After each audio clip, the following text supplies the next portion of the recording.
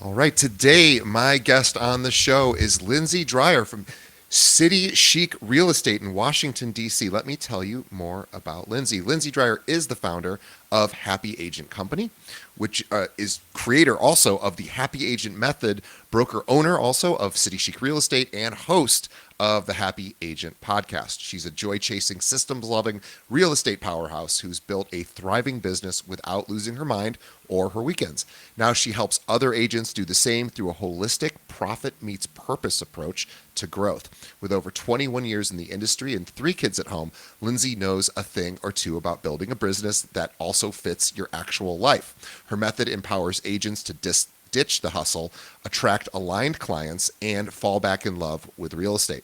Because real success isn't just more closings, it's more joy, more money, and way more freedom. So, if you are ready to build a business you actually enjoy, we're going to have you grab Lindsay's free, it's free, her Start It with is Joy real free. estate workbook. And we're going to have a link to that in the show notes. I want everybody to follow her at go to her website, happyagent.co. And if you're in the Washington, D.C. area and you are looking to maybe see what other opportunities exist at brokerages, she would love to chat with you. Join citychic.com. We'll have links to all of this in the show notes. Lindsay, welcome. Thank you so much, DJ. I'm so happy to be here. Thank you. Well, also, please subscribe to Happy Agent Podcast. That will also be in the show notes as well. You've got a lot going on, which is There's so so exciting. many things. Yes. So let's get started. So tell me your story. So how did you get into real estate? It was a happy circumstance. I was a senior in college at University of Maryland in 2004, and I was just looking to make money. I wanted to make 6 figures, and I had 2 job opportunities. So I could go into new construction sales with Pulte Homes, or I could sell drugs, legal ones, pharmaceuticals with Eli Lilly. And I opted to sell homes in the Metro DC area for Pulte Homes. So at the ripe age of 21, I was selling multi-million dollar McMansions. And really, I look back and I had no business doing so. It's amazing. Like people were giving you their, life savings in some cases, or not giving it to you, but trusting No, you it's so to, wild. to, Yes. it is. And because I think like, would I give, that sort of power to a 21, 22-year old? I don't know, probably not. I mean, I appreciate the agents that can do it. And I think it's great because it means you're sort of trial by fire. Like if you can do it at that age, you can do it at any age, right? Oh, for sure. And it was such a great training ground for me because the company gave me really boot camp in real estate, mortgage, construction, sales. We were lean, mean selling machines. So when the market crashed in 2007, 2008, I transitioned over into general brokerage. In the Washington, D.C. market, first time buyers finally had affordability coming back. So that was my niche. And I was able to sell 6 million my first year as an agent and basically just rode that wave. And I bounced around from a big brokerage to a mid-size to a boutique. And in 2011, I decided to open City Chic Real Estate. Wow. Now, what was the reason for opening your own firm? I guess you had tried others and just couldn't find the right match. Yeah, really what it was they were all so archaic and traditional. And I personally have a background in marketing and tech. So I started designing websites when I was 14. I got my bachelor's in marketing. And so for me, I really couldn't find the right fit of a brokerage that was able to support a millennial agent like me. And so I wanted to create a brokerage that you actually got something for your split. So they actually helped you with marketing and helped you be cutting edge in terms of technology. And they also just helped you run your business. And so that essentially was my mission in 2011 was create a brokerage that was just hyper supportive of their agents so they could have a life. And that is my mission even today is that I want my agents to be top producers, but I don't want to take over their life. Yeah, and that's a difficult balancing act. I think, in particular, women in particular, this is, there's more women realtors than there are men, Yes. of course. And women have a tremendous number of responsibilities in more sort of traditional thoughts and norms, and they have to do a lot, and they're expected to do a lot, and it isn't easy to do any of it. And I think us men get off a little easier than than the women. But there's just a lot to juggle. There's family, there's children, there's your job, and there's also, of course, real estate happening all over the board. It doesn't just happen from 9 to 5, of course. So it is really tough to juggle, and that's one of the biggest challenges I think any agent experiences when they get into the business, sort of maybe not understanding that and how to set those boundaries and also how to succeed and do it. Exactly. So yeah, let's talk about how to create since balance is impossible, a more close to balanced life, because we could all use that. I think there's always rough spots in anyone's business that could be smoothed over, and it's usually about sort of tweaking little things here and there. So you do it through reverse engineering. So tell Yes. us about what reverse engineering is and why and how we can do it. So, traditional business planning or traditional real estate advice tends to start with your business first. And so, we kind of flip that on its head and we start with your life first. So, we look at what kind of life do you want to have and what really makes you happy? What do you want your schedule to look like? And then we back the business into that dream or that vision. So, I have a 3-step process that I like to run clients through when we start. We have the exercise called Start with Joy, and that's the free workbook that you guys can download. But the first step is all about doing your joy audit. And your joy audit goes through your life and your business. So we're going to take a look at all of the admin tasks you do, all of your lead generation and marketing tasks that you do, all of the clients you have worked with in the past 2 to 3 years. And then we are going to rank all of them on enjoyment, not profit, not anything else, but it's how much did you enjoy it? So, do you love the paperwork? Do you love social media? What do you love? And so, from a 1 to 10, you are going to rank all of those different things. So, I think post it notes are a really good way to do this. And we're going to take a look at anything that is a 7 to 10. So, anything that ranges in your 7 to 10 zone, that's your zone of enjoyment. And that's usually where you're going to want to spend the most of your time because it's where you enjoy the business. And that's how you avoid burnout. Anything in the 1 to 6 range, you're going to see if you can delegate it or eliminate it or make it more enjoyable. And so that's basically your joy audit for your business. Now, in your life, I think we forget oftentimes what we like doing. So we're going to go through and take a look at what people do you love to spend time with, because I'm sure there are relationships that need some nurturing and that have slipped through the cracks because it definitely happens to all real estate agents. How about activities or hobbies or things you actually enjoy doing? And so we're going to get that list together of the things you enjoy. And then you are going to design your ideal week. And we start with your personal things that you are non-negotiable and that you enjoy. So maybe it's I know for me, my son's baseball games are number one on that list. Um, Also, I am a daily meditator. That is absolutely on my schedule, and I do not miss it like for anything. So those things that really fill your cup and bring you happiness and bring you joy, you're making those non-negotiable. So going back to that reverse engineering, we're starting with joy first because that is the thing that oftentimes gets kicked to the curb the first.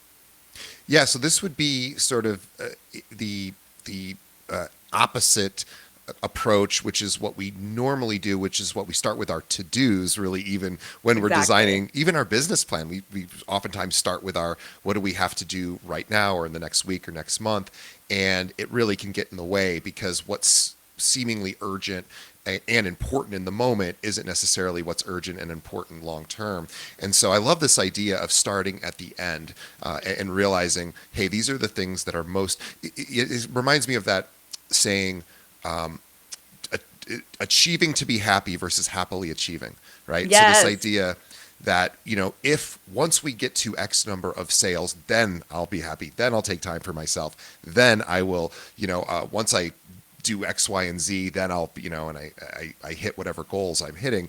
By the way, I have never found that to be a good way to find happiness. I found that in most cases, I'm curious to get your thoughts, when you do achieve those goals, well, the things we think are going to lead us to the happiness, oftentimes brings massive depression and massive sadness. I don't know. Totally. Yeah.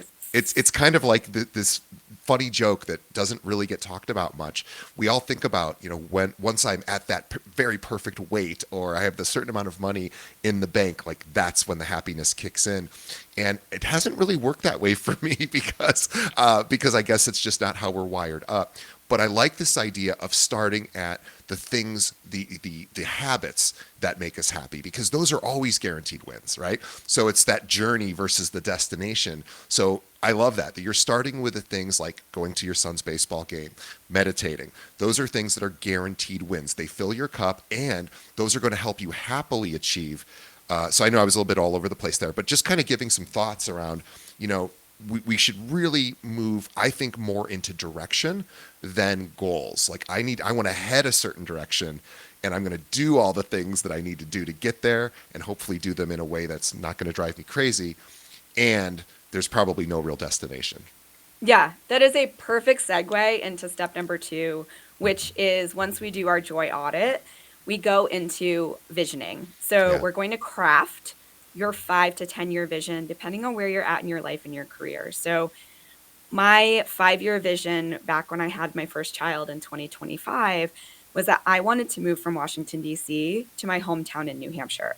And that was a 5 year plan that I just knew in my heart it was what I wanted. And I know we all have those dreams and we don't listen to them. And this one, back in 2015, this was a crazy, crazy goal because how can you run a real estate brokerage remotely from New Hampshire? No one believed that I could. But I just knew it was so important to me that I was going to make it happen. And lo and behold, 3.5 years later, I did, which is incredible. So right now in this phase of life, I want to be work optional by 50 years old. And so I'm putting in it's a different goal, but I now have something else I'm working towards, which is meaningful for me. And I think that so often we get in the industry trap of, I need to be number one on this list. I need 200 million in production, or I need 3 million in GCI, that those numbers are great if there's a big why behind them, but if there's not a why behind them, they're completely meaningless. And I know people who make $80,000 a year, and they are so incredibly happy because that income plays into a bigger why for them. And I don't think more money would necessarily make them happier. And I think that we really need to shift the focus, but our industry makes it so hard because we reward the wrong things. I really do. I think brokerages succeed when you make more money. And I think that they have an incentive to really work agents to death. Sure. And I just think that as real estate agents, you need to realize that that's happening. And social media plays into it. Everything plays into that bigger is better mentality. But when is it just enough for you to be happy? When is it just enough where you can have the life that you want? Yeah, I think that's really important. And for those of us that have earned more money than we thought we could in the past, and we see certainly more money when you don't have enough to do certain things that you want or need to do.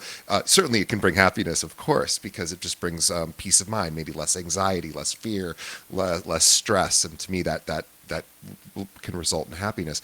But it's interesting when we look at the actual studies around happiness. I don't know what the most current data shows, but it's something like once you get over 100 and something thousand Yeah, I think it's dollars a year. 120,000. Yeah, I Yes. think, yeah. Once you get over 120,000 and up to sort of an infinite amount of money you could be making, your happiness level doesn't change all that much. It doesn't go down, but it doesn't necessarily rise to what you think it might. But that sort of rise from making almost nothing up to 120,000 is significant. And I guess that's Hmm. probably because at that level, the mass majority of individual people, again, I'm not saying families, but maybe individual people can kind of pay their bills at that point. They can pay their bills. They're not super stressed. So yes, we want, of course, again, I want to make as much money as possible too. So I am not saying do not go for more money, because you could do a lot of wonderful things with money, including. But this goes back to Lindsay's point, knowing your why. Like even if you just want to give it away, right? You can do that. You can do good with it, or you can do good for your family or for yourself. Exactly. Yeah.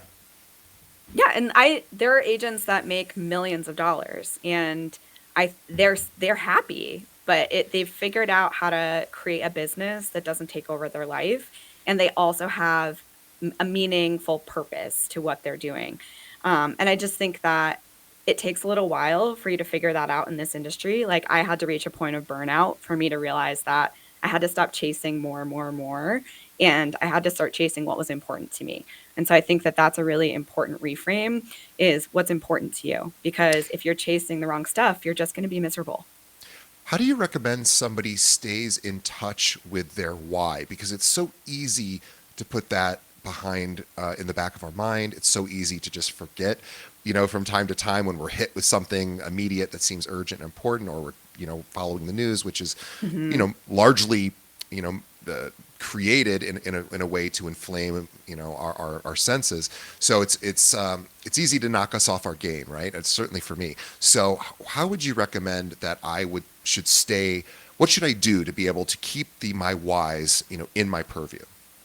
That's such a good question. And that takes me to the third step in starting with joy, which is you need to have three foundational pieces for your personal vision and for your professional vision that you're working towards. So they're almost like micro goals of your broader goal, your 5 to 10 year vision. And revisiting that, I think that that can be really motivating. So, for example, if I want to buy two multifamily investment properties, I know that I need $400,000 for a down payment to make that Mm-hmm. happen. I am able to then track where I'm at in that process.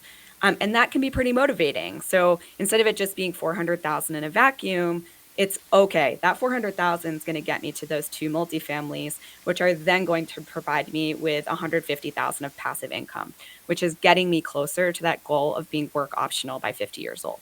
and So and also going yeah, backwards from the 400,000, you can kind of just do the math, right? You could easily see this is my average commission per deal. This yes. is, and you can kind of work back, and then it's okay, well, how many appointments do you need to get a client, and how many people do you need to reach out to? And so you can chunk it down so granularly that every day I have to focus on these 3 4 habits, and there's a pretty predictable path there. Exactly. Yeah, it makes it motivating. So instead of just I need to make 10 appointments 400,000, this yeah. week, yeah, Yeah. it's like now I need 10 appointments this week or I need to Hmm. have 50 conversations this week to make this happen. So it really is more motivating. But I also think that helps you stay on track. So it's not just this doesn't live in a vacuum. You don't do it once like most business plans. It's you really have that vision and it really needs to mean something to you. And then you need to hold yourself accountable, whether that's yourself or a friend or a family member or a coach. But you need to have someone who's like, all right, you said you wanted to do this. These are the three micro steps or the three micro goals you're working towards. How are we doing hitting those? Yeah, let's talk about accountability, because I personally think that this is one of the biggest opportunities for agents to really consider implementing. We all kind of know what we should be doing. I mean, if we've been in the business long enough, we know, we should know specifically what we're doing. But even if you don't have it written down, you sort of know you should be reaching out to clients, you should be deepening relationships, meeting new people, putting them in your database, like setting up CMAs. Like there's things we know to do, and having accountability for me is the only thing that works for me. I would love to say that I am so disciplined that I hold myself accountable for every part of my life and I just get things done. Boy, I don't. And it's funny. This is funny. You'll get a kick out of this. I did Gallup does this. They call it a strength finder, and they Hmm. list 34 strengths. It's amazing. I encourage everybody to do this. It's like costs like $30 or $40, and it will tell you exactly what you're best at and what you're weakest at. And they will tell you, don't even try your weakest stuff because it's not going to happen.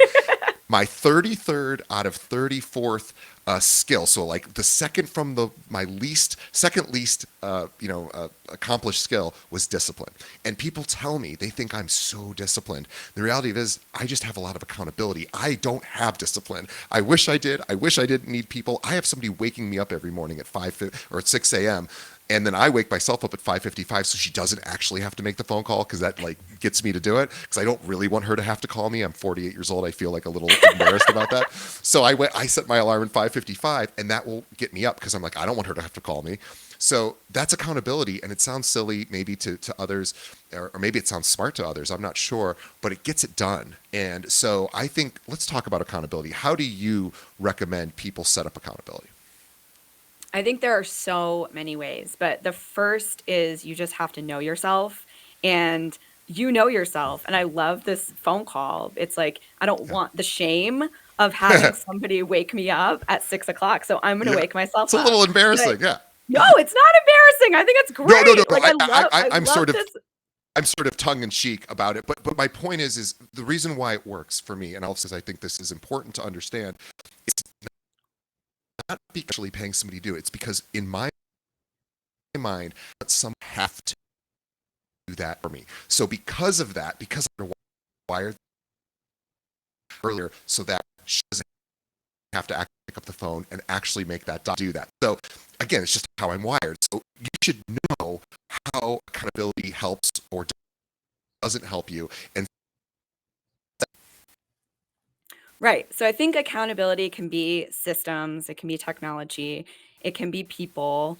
And I think it's anything that you want to stick to in terms of your goals, you need to figure out an accountability system for those. And so I know for me, my employees act like my accountability a lot of the time because they are like, I need this from you, Lindsay. Like, you need to make this happen. And so anything that makes you do something that you don't want to do, that's accountability. And so it can be your phone, it can be a person, it could be a CRM, it could literally be body doubling on a Zoom with somebody, but just making it happen is what accountability is all about. I think it's really the missing piece that a lot of us, if we think about being a coach, right, and this gets into coaching, accountability partners are think of professional athletes. They all have a coach. They all have people help them. They don't. At least I've never met a professional athlete that does it all themselves. They all have a team of helping them. So again, if they need accountability partners, we probably need them too. Exactly.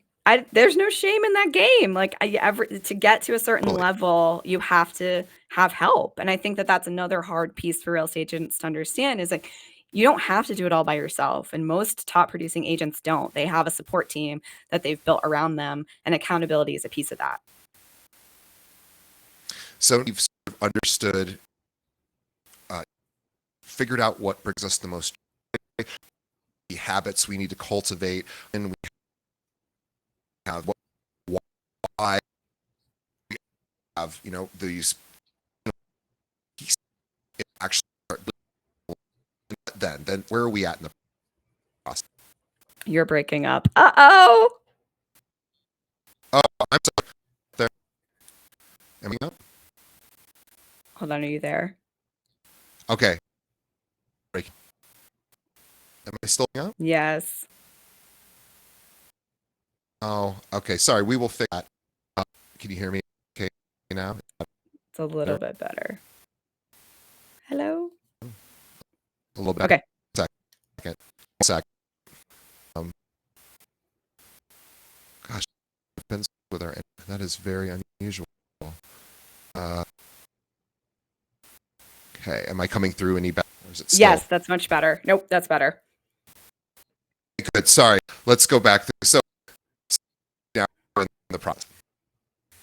Wait, hold on. Oh, did you just lose me again? Yes. Oh my Oh, gosh. technology. Crazy.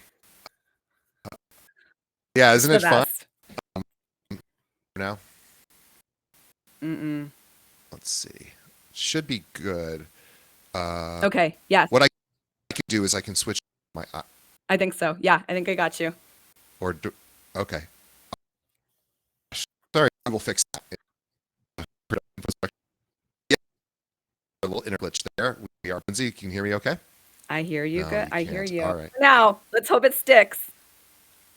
Okay, let's try it. All right. So let us know sort of where we're at now in the process.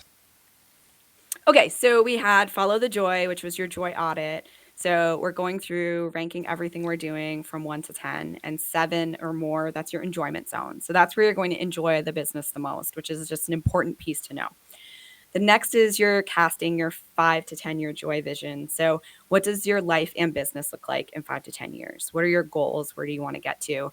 And then the last piece is your three foundational micro goals underneath your life and business joy vision.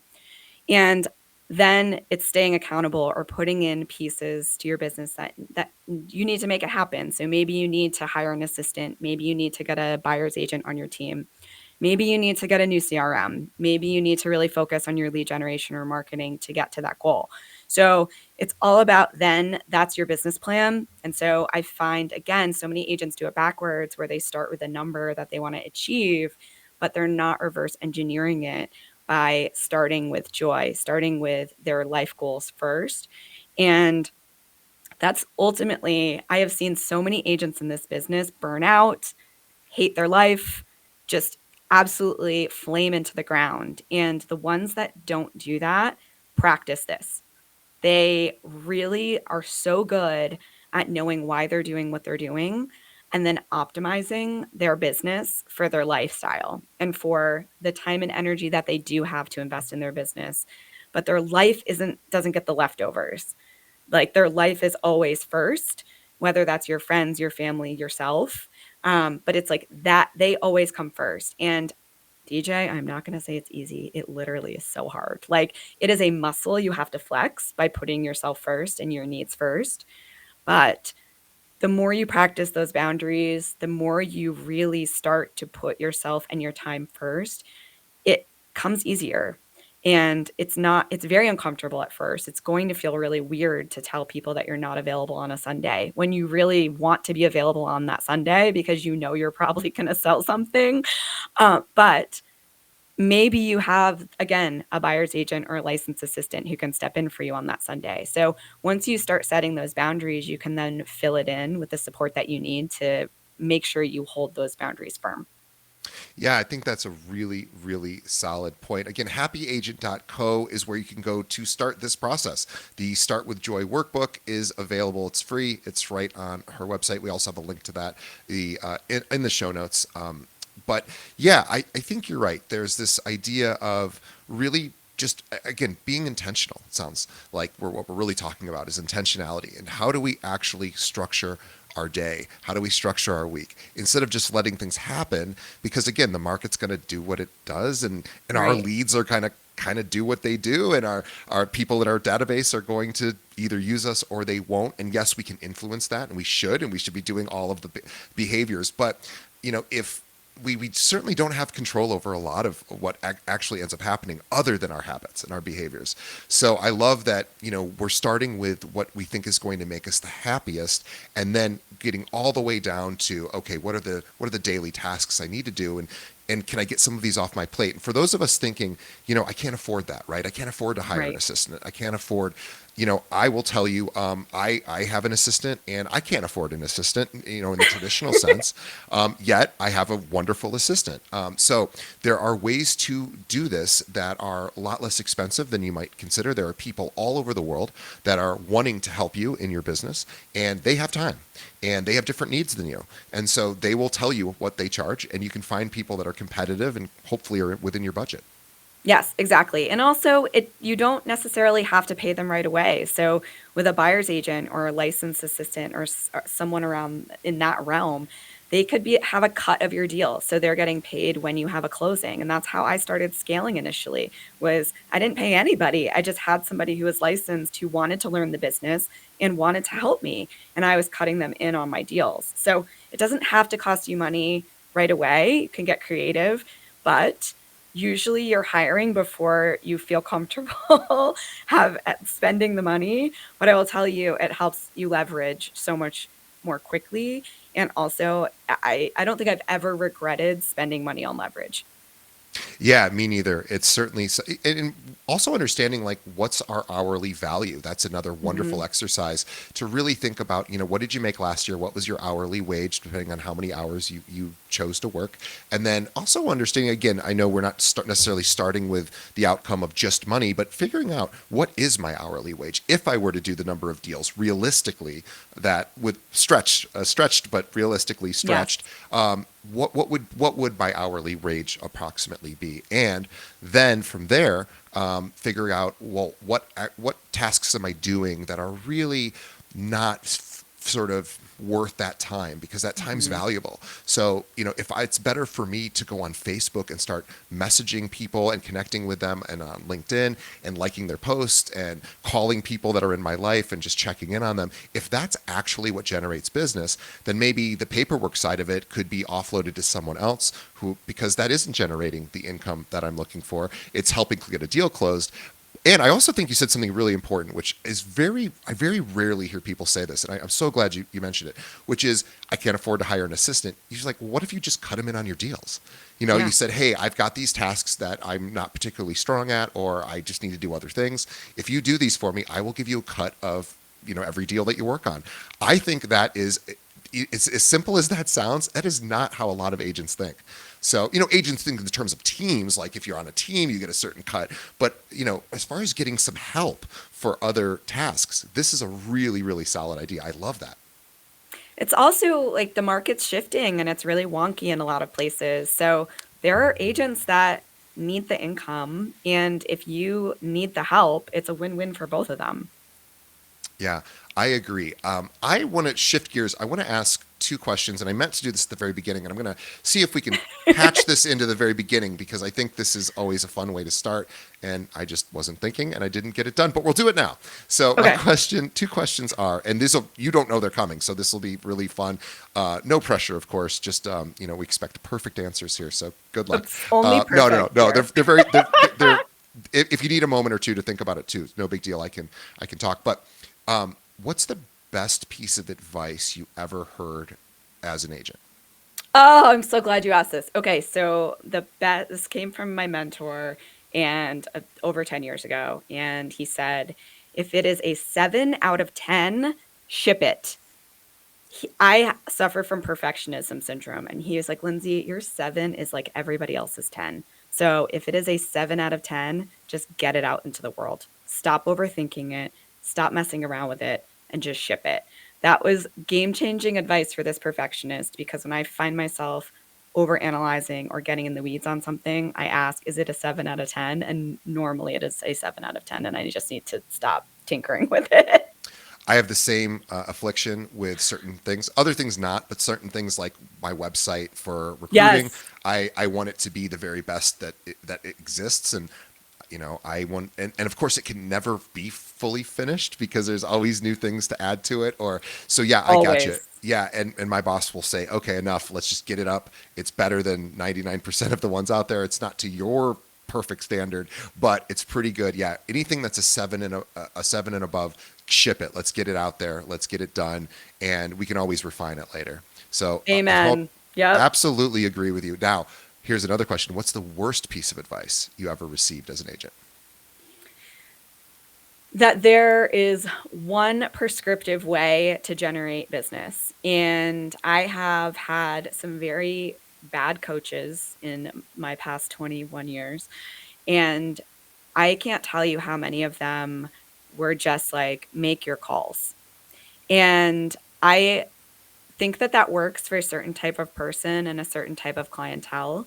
But I think that there is not just one size fits all when it comes to marketing and lead generation. And I think that that was probably some really bad advice I got because I got really discouraged early on in the business because I didn't like any of the activities that coach was making me do.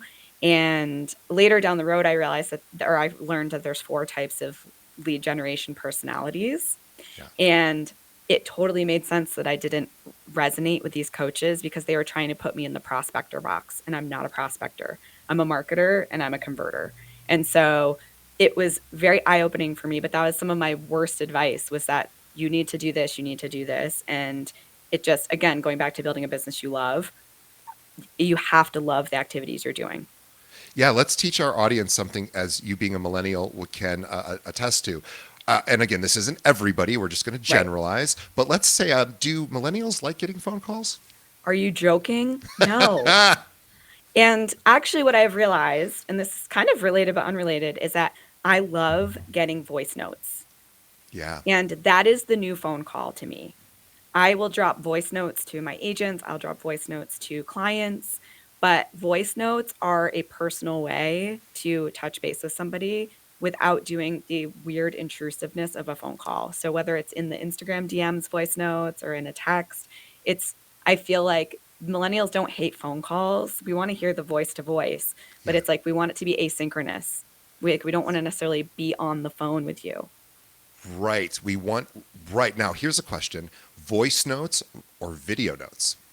I like either. I think like either is great. So if you like being on video, knock yourself like go for it. If you don't want to be on video, I think voice notes are just as personal. I love that. Now, millennials are they are the largest market right now to, potentially buy their first home. They're buying homes later. We know that as well. They're starting later than previous generations, to late 30s to now. It's like 38 Yes. years old. So, how would you recommend somebody start to communicate with a millennial just to start the relationship and maybe the education process of why Hmm. this may make sense? How do you think, how do you see that working? I think it depends on how they come into your orbit. So we still get people who inquire through our website. And with those people, our agents will send a Calendly link for an initial consultation via Zoom.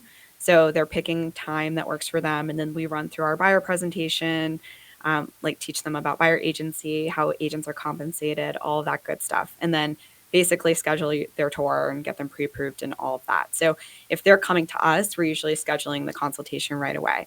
Um, Sometimes it's sphere referral. A lot of time it's referral, and that's a similar process. But a lot of times we're either doing it online via Zoom or we're going in person, casual coffee date kind of vibe.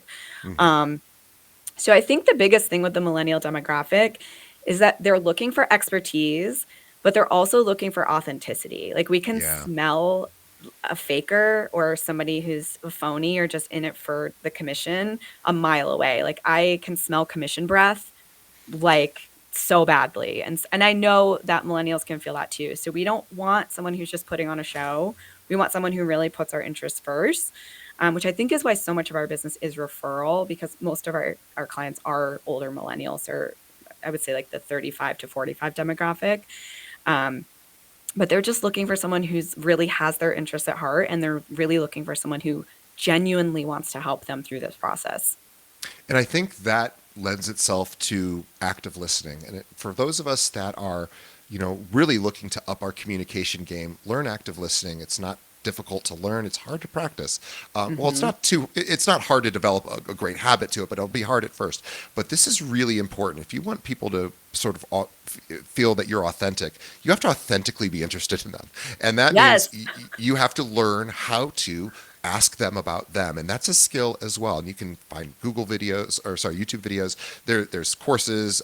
You probably teach this as well in your coaching and your different products. There are so many ways to learn this, but learn how to get into somebody's sort of passion. Like, what are they interested in? Why is it important to them? Their what, their why. And if you do that, I think what you'll end up realizing is there's not much competition in that particular way. There's definitely better realtors and there's people who are more Right. successful. But when you really take time to get to know somebody and beyond the transaction and understanding why the transaction is important to them and what they're looking to do and what their vision, what their 5 year vision is, what do you want to do? How do you want this home to look in 5 years? And, doing those kind of things, you think we think all agents do that. Most agents don't. They just go, oh, you want to buy a I home? Cool. Tell me what you want and I'll go find it for you.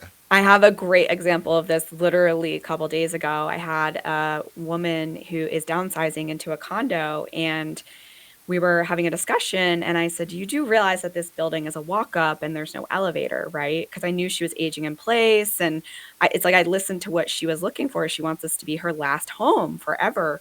And she's like, no, I had no idea it had no elevator. I went and I'm like, no, it has no elevator. So I don't think this is going to be the right fit for you. And she was so thrilled that I told her not to buy this house because it didn't fit her long-term goals that she then referred me to two more people. So when you really listen to what it's like the undercurrent, she didn't say, I need an elevator. But in my mind, I knew if she's aging here, eventually she's probably not going to be able to walk upstairs. And so you really have to listen. It's such a good point, DJ. Like listen, listen, listen. It is not hard, but it is so incredibly valuable. Yeah, it's way more important than what you say. It's just way more important. It just ultimately gives you all the information or most of the information that you need to connect with somebody. And Hmm. people want to feel connected to, especially not just millennials, of course, all generations. People want to feel important. They want to feel heard, respected, listened to. And that is, when we walk into a store, or at least this is my experience, we walk into like a clothing store and the salesperson comes immediately up, like, how does that feel? It does not feel good to me. And it's not because there's anything wrong with a salesperson at a clothing store. That's what they should be doing. But Right. they should be coming up to me and somehow talking to me. But we all know how it feels when they just are clearly looking to make that sale versus saying, hey, let's talk about your lifestyle. Like, what kind of clothing do you think you're looking for? Because I can come, you just start browsing, I'm going to come up with some ideas for you. There's great people who do it, and again, restaurants do this too. I always ask, what's the best thing on the menu, when Right. I'm sitting down. And yeah, and then I'll say, hey, this is what we're thinking of ordering. Did we make any mistakes here? And they'll tell you, right? And so it's about, I want expertise, like you were saying, and I want somebody who's going to listen to what I want. And so I think these are great suggestions. Let's talk about your podcast. So Sure. tell us about the Happy Agent podcast. So the Happy Agent Co podcast is really focused on helping women in real estate build a business that they love. And you introed this podcast with women have different demands. And it is definitely well known that women typically carry most of the mental load when it comes to home life. And I know that men are working on it and we're trying to make things better. But I will also add with we're like the sandwich generation where we're taking care of our parents as well as taking care of kids. So that load is very, very, very big. So we talk about basically it's all of the things around being a woman in real estate. So it could be how to manage your time, how to manage your energy, how to implement more strategies that make your life more happy and meaningful, how to streamline your systems, how to attract clients in a way that's authentically you. So really just trying to make a business that not only makes you happy, but also energizes you and isn't detracting from all the other important things that you have to do in your life. I love it. So Happy Agent Podcast, we have a link to that in the show notes. And also, let's talk about your website, happyagent.co. What can agents expect to do there and learn there? Yeah, so we have some freebies. I also have some on-demand courses. The most recent one is custom chat GPT for real estate, which is such a game changer. If you have not built a custom GPT, it will blow your mind. Can also learn more about coaching. I also do a 1-day intensive, which is basically a deep dive into your business and aligning it with joy and money, which is really fun. We have the podcast, and then obviously I just said the courses and everything. So I come love it. visit. Happyagent.co is where you go. So not .com, drop the M, Dot and co. happyagent.co. We'll have a link to that in the show notes. You don't even have to type it in. So you just scroll down and hit that link button. And also, let's subscribe to her podcast. There's a link to that as well in our show notes. Let's learn how to be a happier agent. Lindsay, thank you on behalf of our audience for coming on and sharing some of your success secrets and what you're doing coaching not just your team, but also agents all over the country. And if you are in the Washington, D.C. area and you're looking for a new brokerage or a brokerage that is actually going to support you and coach you, this is City Chic Real Estate is a great place to find that, and that's joincitychic.com. So we'll have a link to that in the show notes. Just reach out to Lindsay. She's super easy to find, and let her know if you're in that area and you want to see what opportunities exist at her firm. And so on behalf of everyone, Lindsay, thank you so much for your time. We really appreciate it. On behalf of Lindsay and myself, thank you, the audience. We appreciate you. We just ask that you help us do two quick things. One, let us know what you think of the show. Send us some feedback. You could do that by leaving us a review. So whatever podcast app you're listening to us on right now, let us know what you think of the show. We read all those comments. We appreciate that. It helps us get in front of more people as well.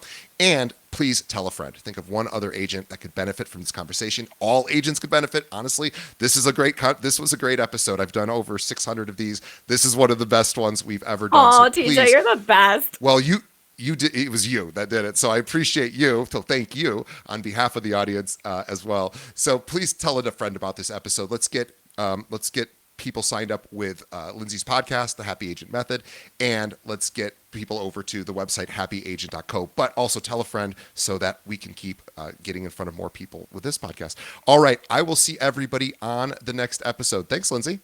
Thank you so much, DJ. I appreciate it. And thanks to everybody out there.